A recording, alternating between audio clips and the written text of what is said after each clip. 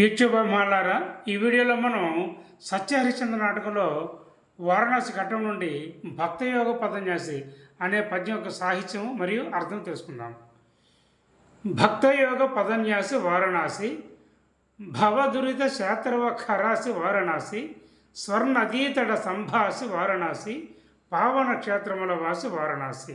ఈ పద్యం తరకు భావం ఏంటంటే, ఆ హరిశ్చంద్రుడు చంద్రమతికి వివరిస్తుంటాడు అనమాట. అంటే వారణాసి యొక్క గొప్పతనం చెప్పే సందర్భంలో ఉందన్నమాట. అది వారణాసి క్షేత్రము అంటే దేవి అని ముందు సంబోధిస్తూ, వారణాసి క్షేత్రము ఎందరెందరో మహనీయులైన యోగుల భక్తుల పాదములచే తాకబడటమే కాక, జీవితంలో మనము చేసిన పాపములు ఆయనటి శత్రువులను సమూలంగా సంహరించే పదునైన కత్తి ఉంటుంది.